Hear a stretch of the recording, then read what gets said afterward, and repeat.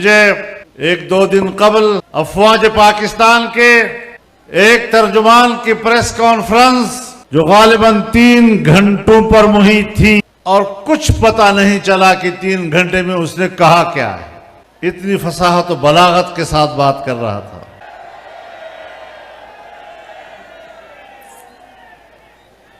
वो बज़ाहिर तो तासुर दे रहा था कि वो ये बातें किसी और के खिलाफ कर रहा है, लेकिन जो भी बात करता था कोशिश करता था कि वो मेरी बातों का जवाब दे। मैं जिस जगह पे खड़ा हूं किसी दलील से हूं।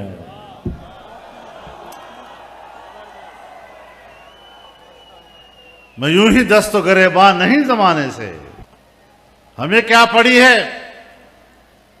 10 लाख लोगों को इस मैदान में लाना, सफर करके यहां आना, सफर और मौसम की तकलीफ बर्दाश्त करना, फिर कहता है कि इलेक्शन के हवाले से फौज का कोई रोल नहीं।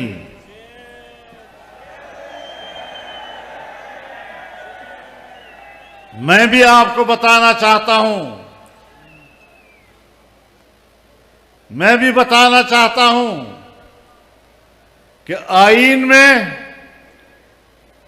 कानून में, रूल्स में कोई रूल्स नहीं है कि फौज सियासत में बात करे। और मैं भी मानता हूं कि आईन और कानून के रू से तुम्हारा कोई रोल नहीं, लेकिन ये सारा रोला ही तेरा है।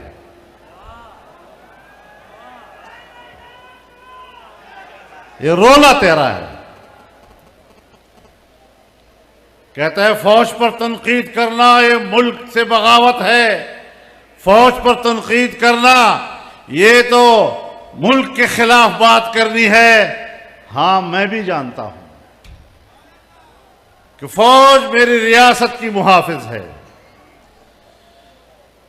लेकिन जब आप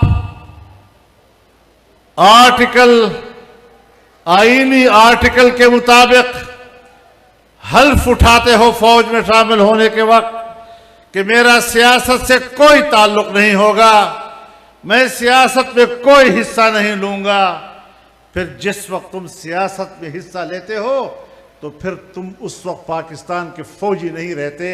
इसलिए मैं तुम पर तनकीद करता हूं।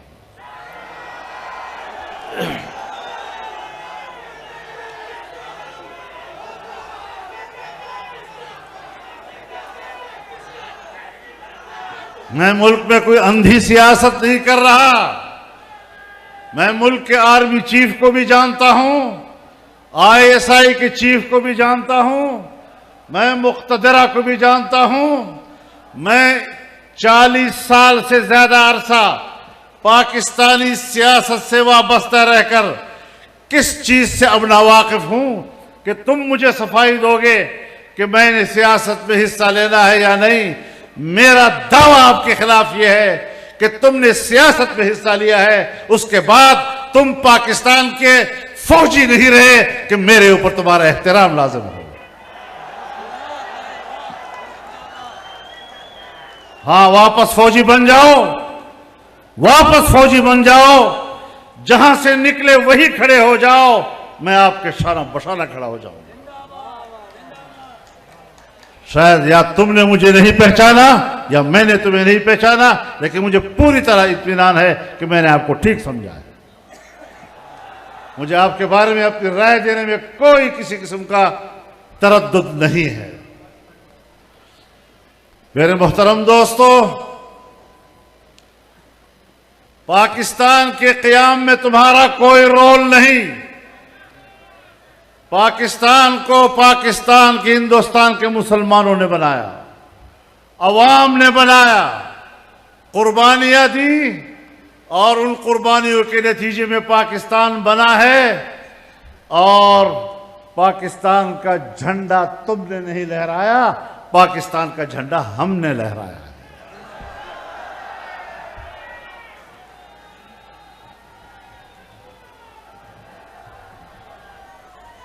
पाकिस्तान जब बना है तो तुम्हारा किरदार पाकिस्तान को तोड़ने में है, पाकिस्तान को बनाने में नहीं है। सन 1971 में 90,000 से ज्यादा फौजी एक हिंदू के सामने सरनगू हुए। तुम्हारे किरदार ने हमारी नाक काटी थी।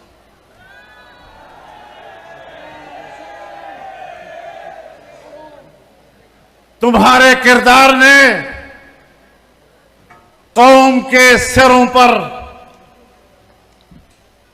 जिल्लत और रुसवाई का टोकरा रखा था। हम भी आपको जानते हैं और आप भी हमें जानते हैं। और तुम अगर वर्दी पहनकर मुझ पर कोई रौब डालने की कोशिश करते हो तो मैं आपको बताना चाहता हूं कि तुम सारे मिलकर भी मेरे जिस्म पर रूह तक नहीं रेंगती।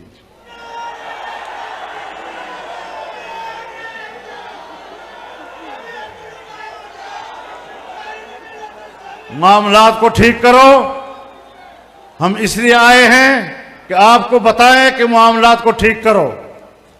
सियासत से दस्तबरदार हो जाओ, अपने पोजीशन पर वापस चले जाओ। और मैं ये भी आज आपकी ताईद से कहना चाहता हूं, आपकी ताईद से कहना चाहता हूं कि आपको कबायली इलाकों से निकलना होगा। ऑपरेशनों के नाम पर हमें अपनी खैरख्वाहियां मत दिखाओ। तुमने 2010 से ऑपरेशन शुरू किए, आज 2024 है, 14-15 साल हो गए। हमें अमन देने के नाम पर कबाइल को तबाह बर्बाद कर दिया, कबाइलों की इज्जतों को तबाह बर्बाद कर दिया, कबाइल के शमले तुमने गिरा दिए, कबाइल की पगड़ियां तुमने उछाल दी। ये तो जमीयत उलमा इस्लाम थी जिसने कबाइल का जरगा बनाकर, कबाइल का नुमाइंदा बनकर अपना मौक़िफ़ दिया था। और हमारा गुनाह यही था कि आपने जब पीपल्स पार्टी की हुकूमत थी 2008 के बाद, आपने कबायली इलाकों में ऑपरेशन का फैसला किया और मैंने कहा कि यह हिकमत अमली ठीक नहीं है। मेरा यही गुनाह था। और अगर मेरी राय गलत थी तो फिर आज तक दहशतगर्दी खत्म क्यों नहीं हुई? फिर आज तक दहशतगर्द क्यों मौजूद हैं? तुमने अफगानिस्तान की सरहद पे बाड़ लगाया। खुद बाजवा साहब ने मुझे कहा कि अब हमने बाड़ लगा दिया है, कोई शख्स न उधर जा सकेगा न इधर आ सकेगा। तो 40,000 लोग उधर गए, 20 साल वहां लड़े और फिर तुम्हारे बाढ़ को उड़ा के वापस आ गए। आज फिर मेरी जिंदगी क्यों खतरे में है अगर आप मेरे वाकई मुहाफिज हैं तो? अगर आप मेरे मुहाफिज हैं तो आज फिर क्यों मैं उस मुश्किल से गुजर रहा हूं? आज मेरे रास्ते फिर गैर महफूज क्यों हैं? आज मेरे गलियां क्यों गैर महफूज हैं? आज मेरे मुल्क के शहरी क्यों गैर महफूज हैं? तो इसका माना यह है कि हमने आपके ऑपरेशन के हवाले से जो उस वक्त तहफ़्फ़ुज़ात दिए थे वो ठीक थे, और आपने जो हमें अमन व अमान का इत्मीनान दिलाया था, तुम अपने दावों में गलत साबित हुए हो। मेरे मोहतरम दोस्तों, जब मियां नवाज शरीफ साहब की हुकूमत थी तो आपने फाटा इंज़िमाम का फैसला किया। मैंने हर फोरम पर दलाइल दिए, मैंने पार्लियामेंट में दलाइल दिए, मैंने तुम्हारे साथ मखसूस मीटिंगों में दलाइल दिए कि तुम इंज़िमाम का फैसला करना गलत कर रहे हो, ये इस वक्त सही नहीं है, आपको मुश्किलात पेश होंगी, अफगानिस्तान के साथ मामलात बनेंगे।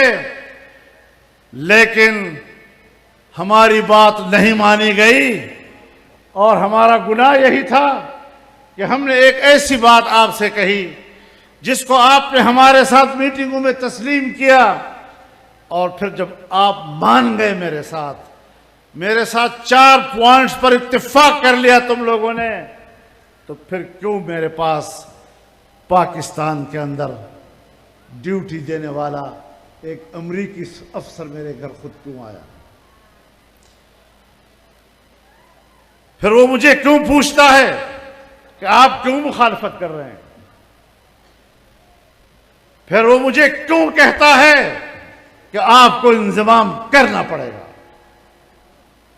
अब मैं ये फैसला आपका मानूं या तुम्हारे अकाउंट का मानूं? मेरा गुनाह यह था कि मैंने फैसले से इख्तिलाफ राय किया था और मैंने आपसे कहा था कि जो कुछ तुम कर रहे हो गलत कर रहे हो। आज जाओ, आप खैबर पख्तूनख्वा के लोग बेहतर तौर पर फाटा के हालात का जायजा ले सकते हैं। आप बताएं कि फाटा की सूरत हाल अब क्या है।